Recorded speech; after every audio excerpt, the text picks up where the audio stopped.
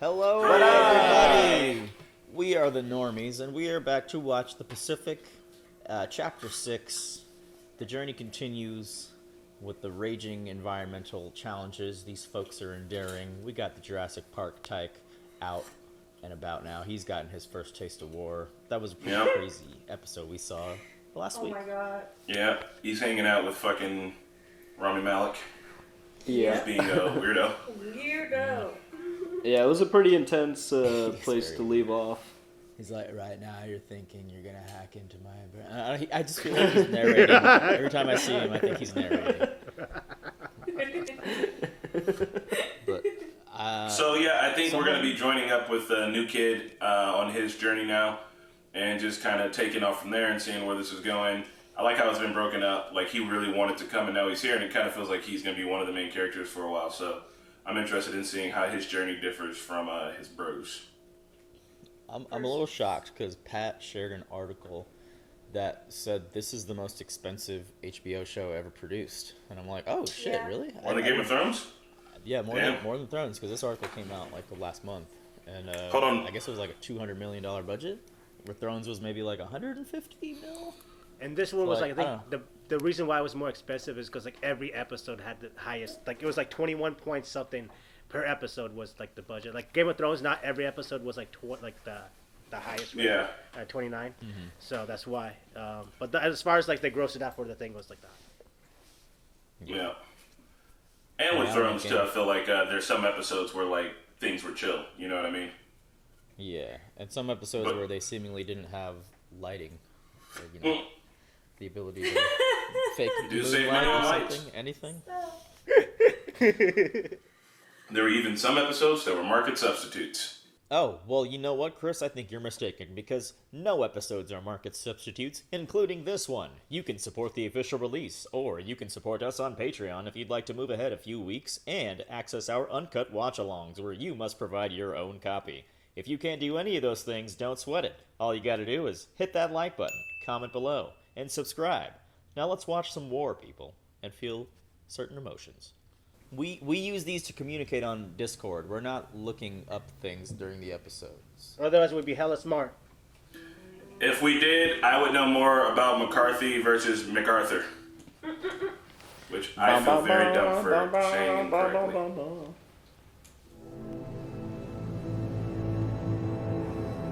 September 16th, 1944. Day 2 of the invasion on Peleliu. The Japanese resistance was so fierce that the Marines couldn't get supplies to shore. During the day, the temperature rose to 110 degrees. Oh my god. And no drinkable water could be found on Peleliu. Oh, God. It's a horror show. It's a miracle that the 1st Marine Division wasn't completely decimated. Shit. Look. Yo, I think the human body can go, what, like 3-4 days without water? I think it's something like that. But also towards the end, you're not exactly doing a lot. Just when I thought the conditions couldn't get worse for them, it just gets exponential. Oh, this long intro. It's a dope intro, though. I like the macro shots of the graphite breaking off. It's very visual, very chaotic. I'm gonna say it. This guy's pressing too hard on the charcoal. He just keeps breaking off really big chunks. That's wasteful. You can do that without breaking off like 1-inch chunks from your graphite. And I actually don't know if he's signaling planes. I don't know what he's using that for. So. He's drawing. What do you mean? He's drawing I on don't know paper. what you're talking about. Doing an art project, bro. But, Not art for airplanes. Then yeah, you But- can press that hard. Yeah, Mobile, but I mean, the whole Alabama. metaphor, like it's chaotic. Like I like how they do Mobile, the intro, Alabama. but the breaking of the graphite triggers me. You trigger me, Mickey. Triggered. Sidney Philip. Oh, Father sits here. I hope I didn't startle you, Mrs. Sledge. Oh, not at all. Who the hell is this standing in my hallway? What happened to Sledge? Nothing. If something happened, they would have told him off tops. Luckily, he came in smiling, because if he came in with a sad face, you wouldn't know what to expect. What kind of news to expect. Yeah. Us stovepipe boys, we're always a little behind the hot stuff. Which is a good place to be, let me tell you. Now, I can't say this about every Marine I know, but I'm not worried about Eugene. Oh, that's good. See, Father, that's not so hard to hear, is it? Good kid. This is a good visit. Reassure the parents. Still, I mean, he's out I there. don't, Like, I don't think he really believes it. It is more. He just doesn't want to, you know, I think paint he too was detailed of a picture. I think he was just telling them what they wanted to hear because he knows. Like, there's no fucking guarantee, man. Somebody found water. I swear to Christ, water. Oh, yeah. Oh, that's gotta be so nice. God. That's my helmet. Are you drinking that? Oh, hell no. Nope, I ain't drinking that shit. Fuck that. No. That's fucked up. You think they did it deliberately? That's nuts. Thinking ahead. Smart warfare right there, though. See who's got our order. All right, here it is. The entire division's moving across the airfield at 0900. First and second platoon will lead, followed by weapons and third platoon.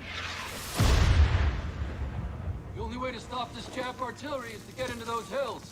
And the only way into those hills is across this airfield. You got it? Aye, sir. We need water, Captain. Mm-hmm. I'm working on it, Corporal. God, what a shit situation. Having to give orders like that, knowing Like, it's gonna be that hard for not- them to not fight. They got no everybody's- water, bro. They can't think. They gotta move slow.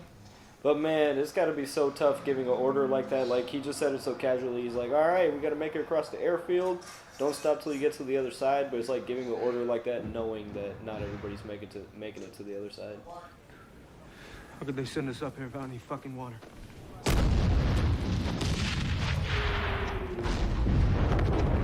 That adrenaline will be the only thing keeping you moving right now. Good God, look how far those hills are. That's impossible. You got it, man. Do it. Yep, there it is. Oh That's smoking God, out. that's gonna make it so much worse though. Now your mouth just tastes like shit and you're thirsty. First and second platoon! Move out!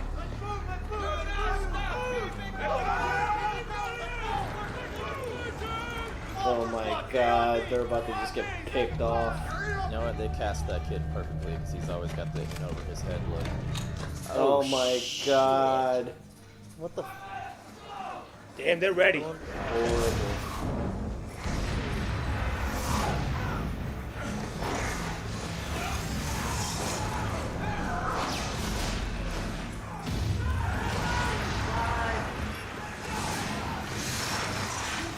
Wow. Holy. I'm going. Damn.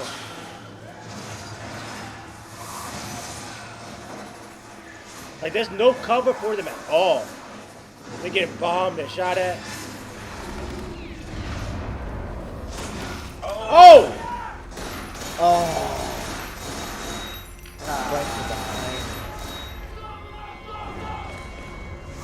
That one fucking camper that's just there. You happen to be the unlucky one. That sucks. The camper was also like a suicide mission because he knew he was going to get towed up after that one shot. This is just fucking chaos, man. Fuck, dude.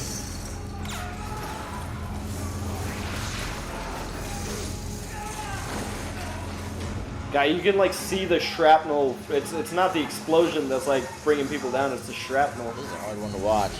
Yeah, dude. It reminds me of Bastogne, bro. They're just like, all right, let's just throw our numbers at the enemy. We'll eventually He got overwhelm shot. them, but how many folks are getting cut down? Halfway across?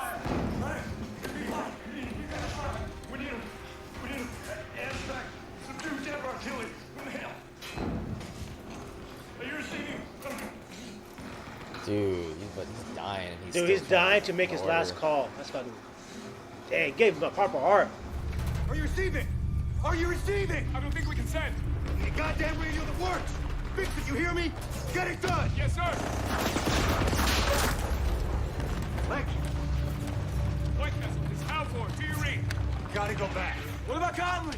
Get us a radio and a corpsman up here. Gotta go back. What do you fuck? You go all ass. White Castle, this how for? Do you read? Coming back, you hear me? God damn it. He's I don't think he's done. gonna. Coming back. He's gonna backtrack now to find Doc, or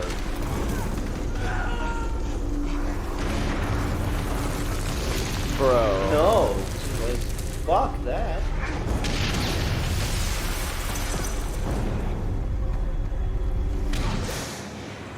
There's limbs flying across the screen. If you survive this, you should This go is play the like lottery. a Saving 'cause Private it- Ryan it- scene right here.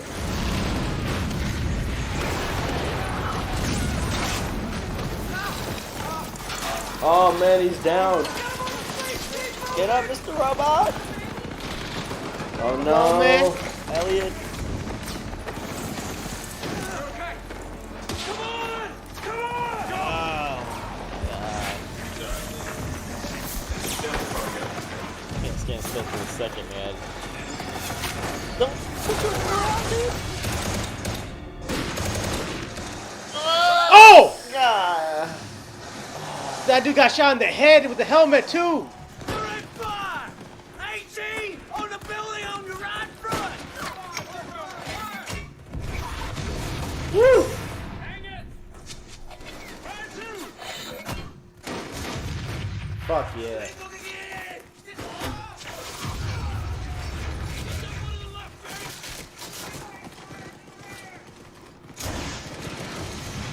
Fuck yeah, dude.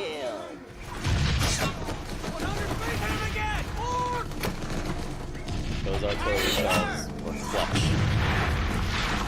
That whole contraption. Run with it. Ah, motherfucker. Campers, bro. I know. I can't stand campers. Oh my god.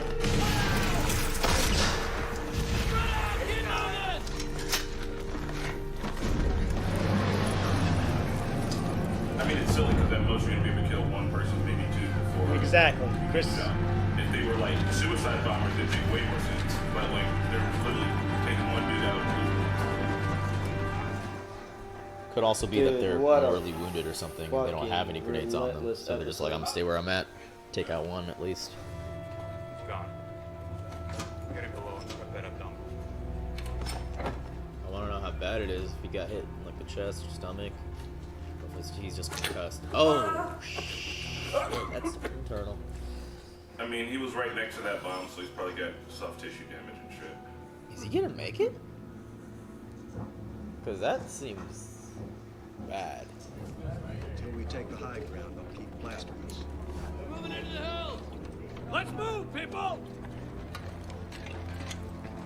Pork chops. Pork chops. Ooh, fuck, man. That would taste so A barrel full good. of pork chops would reinvigorate my. God, that would be the tastiest piece of food ever after going through something like that. I feel like I'm right there with him. Right. Doing a good job with the terrain in this scene.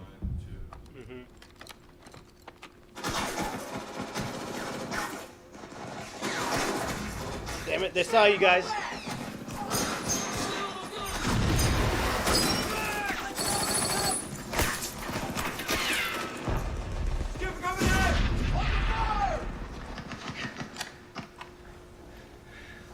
I gotta go back to battalion. Get these orders changed. If I don't come back, company's yours. Well, he's not coming back. We already know that. No pressure. You guys, check your weapons. Keep a round chambered. Down. This old man is Can you just believe this bullshit about on a dog? 24/7. Some dog's supposed to smell a jack before me? I don't think so. The nips come through here at Highport with fixed bayonets. You nail them with flare and HE as fast as you can. You think you can do that? We got it, Gunny. I was asking Sledgehammer. I like how he's already built a solid reputation for himself. Just doing the job. Fucking weirdo. What the fuck was that? It's Stoked Up Boys.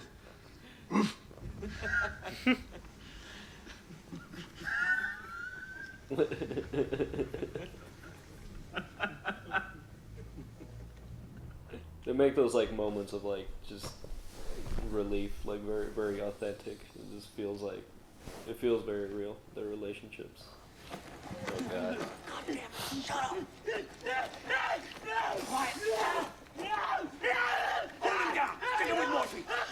Fuck off. Oh fuck. The guy who's gonna get us all killed and don't shut up.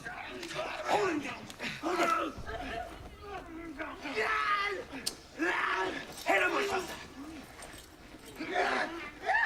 Knock him out. Oh! That was not knocking You out. might have killed him, bro. Yeah. That's Yeah, they not- killed him. They killed him. And what happened with the morphine? I thought they were supposed to stick him with the morphine. Get back, you hoes. That dude's dead. If that didn't kill him, like, yeah, about to say, there's no way you're gonna be. If a motherfucker knock you out and you go back to sleep, it's just not good. He's better him than all of us. Sledgehammer's right. Had to be done. Fuck. One person could have got him in a full Nelson. The other person Right, like to could've choke covered him his out. mouth. You could have choked him out, bro.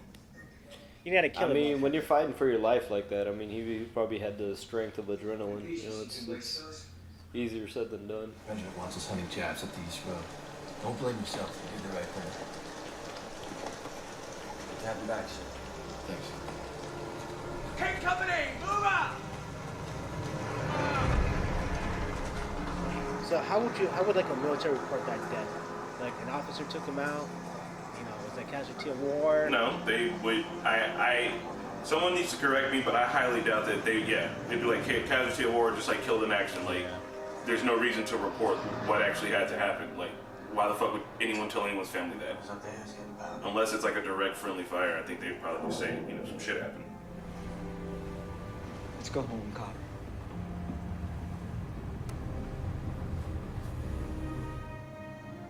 Nice. But they are going shot. home. Wow.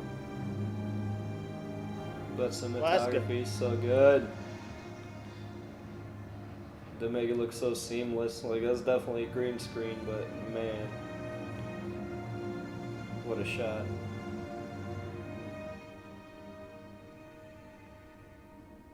So hopefully no one attacks these ships, right? Because they're all carrying wounded. Look at that. God. I mean, all things considered. What a man. Damn. Yeah, I fell out of sync by like 5 seconds. And luckily So- it was like all the way at the end of the episode. So This was mostly action. Yeah, it was Mostly Yeah, I can't. one of the most relentless sequences outside of Saving Private Ryan, and at Baston, this and Saving Private Ryan are probably the most ruthless war sequences I think I've seen.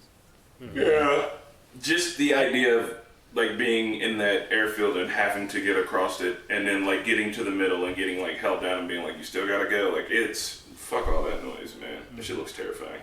Like, I don't want to compare, each Bastogne and Saving Private Ryan the strip, but try and get what was that, Normandy?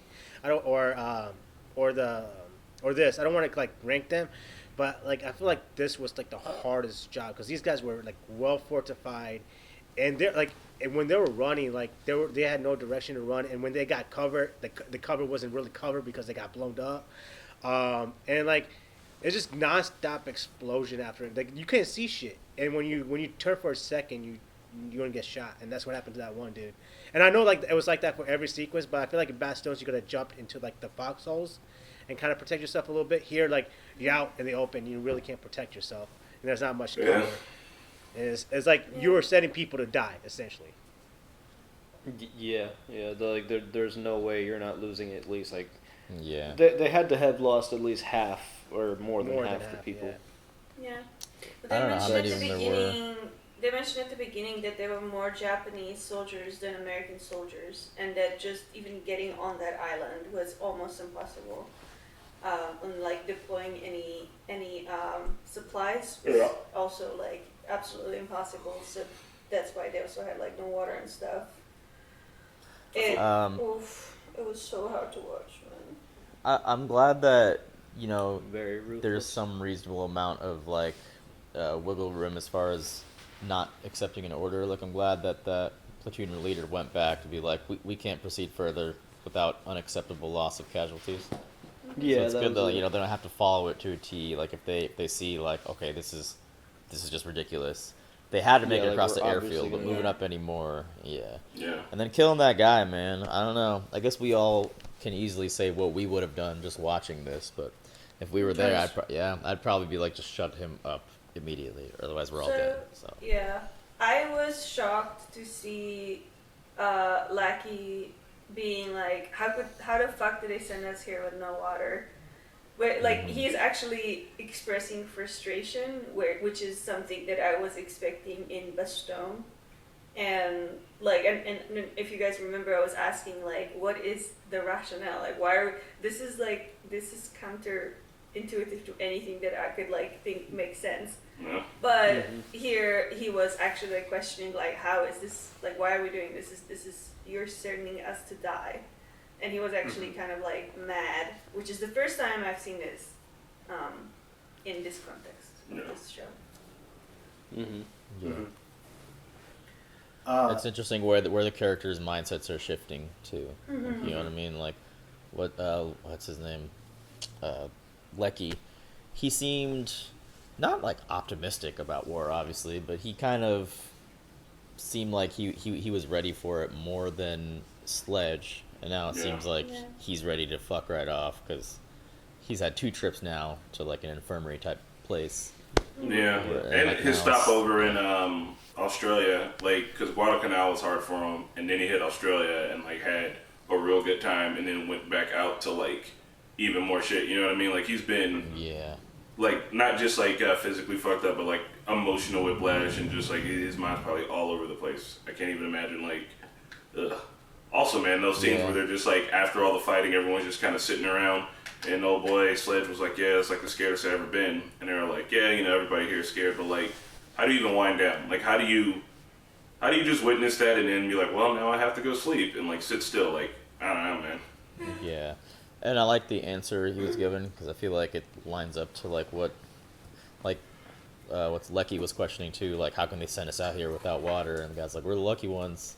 But, as you explaining to Sledge, like, every step forward is hopefully a step in the right direction. Like, you have to think that all this is helping the greater good.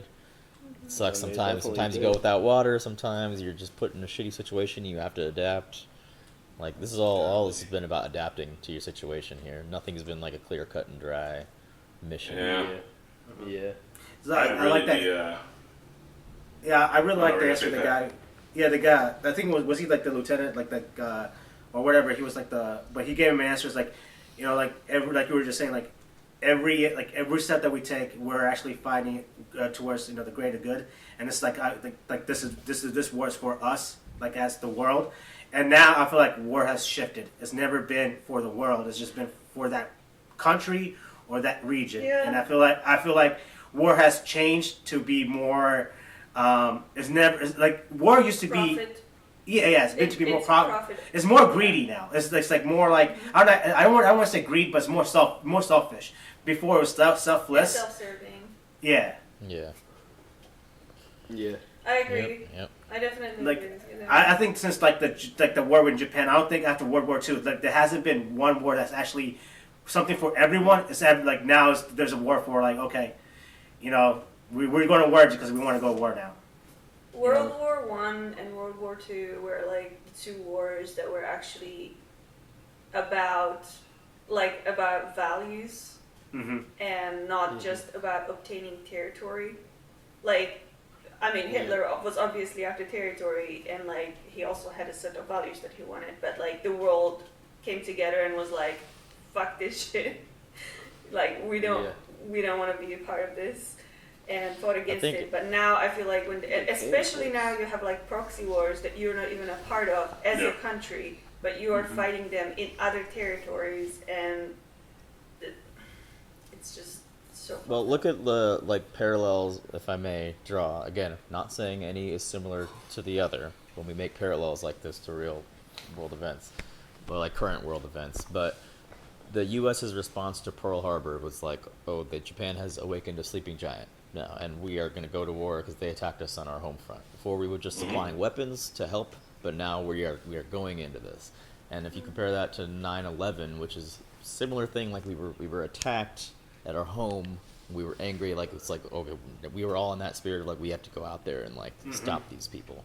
Yep. And like if you look at the results that happened from World War, like post Pearl Harbor, post 9/11, it's more confusing. Like, what did we do after 9/11? Okay, so we went to Iraq. Attacked the country that had there were nothing to no do with weapons of mass destruction. Yeah, we're literally still fighting that war. We still got people in Afghanistan. We still got people in the Middle East. So like, what happened?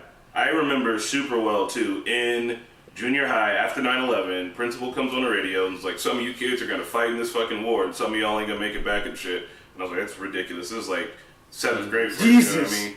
And then my buddy Zach Nordenmeyer went over there, and I was hanging out with him on his last day before he left, and he did not fucking come back. And there's this big funeral for him, and everybody's like, "Oh, like the paper, his name was in the paper, and like he's a hero." And I'm like, "Yeah," but like I remember like from the beginning of this war to all the way up until now, like dude dying and being like, I don't want to. Out there fighting. Like before, wars had resolutions, and we had a resolution at the end, and we all got along with it. With this war, and I don't even know I don't know which country we pick what war with or whatever who it is against, but like there's no resolution. Like we never got a treaty out of it. We never got okay, there's that's because we're not fighting. We're fighting a war against terrorism itself. Terrorism is an idea. It's like our war against communism. It's not against one party or one group of people. It's against a central ideology. So like, how the fuck are you ever supposed to beat that? It's like the war on drugs. Like, it's not supposed to end. Like, after we got Saddam, and, like, he was captured and hung, it felt like a resolution, but no, we're still there. And then after we killed Osama, again, felt like a resolution, felt like troops were pulling out, but, like, yeah, sometimes it's easy to forget that they're still there. You know what I mean? Fucking there. Yeah. So, I hope it's all worth it, you know? Was it worth it? I hope so. I hope. I mean, some would say like having those 2 leaders down, it's worth it, you know, getting them out the way. But like, I wonder how many we lost to get there, and like how many of those countries they've lost. Because not just our side, but we got to think about their people who are not even part of that war either. We pretty much destabilized the country and then did not. Yeah. I'm not very educated into the whole thing into it, but I don't think we ever replaced it with another system that was solid. Yeah. No. Not really. Well, I think so we back should to the back show on. though. Yeah. So we had a little window into the U.S. We went to visit the Sledge family in Alabama. Mobile. Right. I was so scared. I thought it was a flash forward or something. Yeah. Wow. How You better did he hope get a back friend of your again? son's smiling. I completely forgot. Didn't he win charity? Didn't he win a lottery? Yeah, I think he won the the lottery. Yeah. Oh, yeah, that was him? I think so. You won the lottery? Yeah. Well, something happened because, like, right when Sledge was getting there, he was going home. And I don't remember what it was. They did do the lottery. I can't remember why he got to go, but. Sorry, I don't know that. Bitch, shut up! I didn't say her fucking name. I was unplug her. I guess we'll see where these characters will end up. We didn't really catch up with John Bassalone in a while. He's been fucking bitches, getting money, probably. You know, selling bonds and fucking blondes. Loose lips. Sink ships. Fun fact: I have a cartoon of World War II book. You guys should check it out. It's got a bunch of propaganda stuff in it. I just want to say one more thing with regard to what we kind of discussed.